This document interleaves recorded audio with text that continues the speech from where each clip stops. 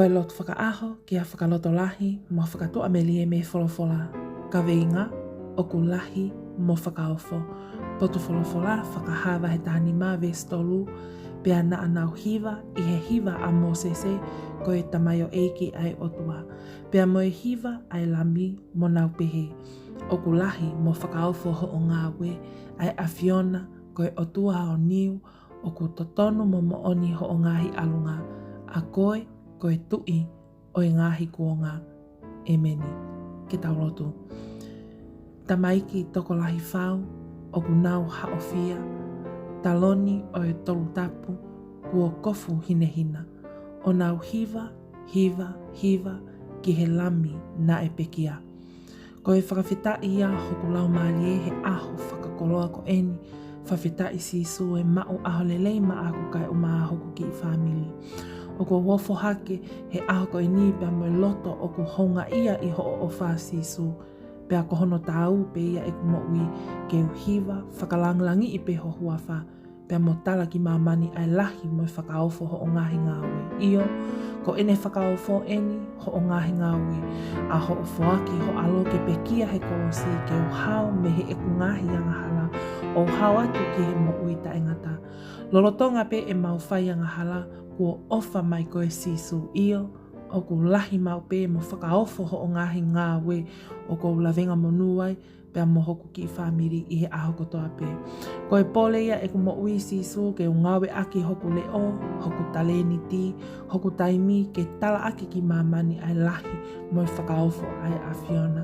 Tau pe mo koe sisu, pea ke omi iwi malohi ke te au, ke utuhaka malangai mo vahe ai wholofola ai a Fiona ki mamani katoa.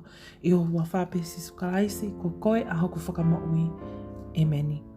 Whakamārot ke te koe o ku ke kau mai ke ta lotu huwhia he howani. Whawhitai ki he eiki, malo e tau mau ai aho whakakoloa koe ni, o ko tui o ku mō mau peha mo ui lelei mo whiwhia pia mei a pina kai o maa ai ngāwe anga. Koe matai koloa o mo ui o ku tau inasi ai, ke whai a ki pē whina ngalo o e otua. Mo oni pē ai punake e ia, ko e ku ngau e tuu ki mua, ke lau ai malo he otua, ke tala e ni ngahi o wha. Ki a te au he tau kotoa.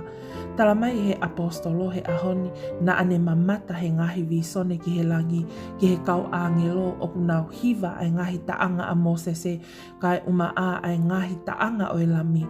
Koe ngahi taanga whakalanglangi o tua, koe ngahi taanga o kune tala ai whai mea whakaofo ai o tua I he e tau moui.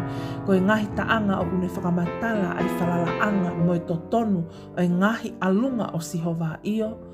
He koe o tua ia o kune whai ki he enelea, koe o tua ia o kune whai ho tau tauhi.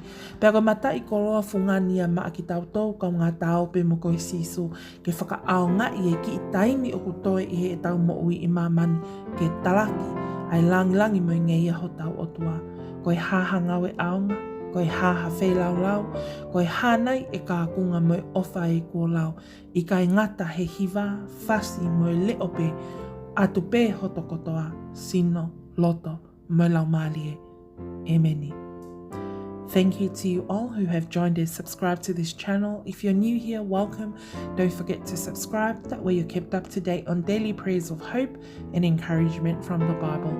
Also check out the description box below for all links to our social media platforms as we provide daily devotions and ministry to the youth and young couples. Thank you and God bless.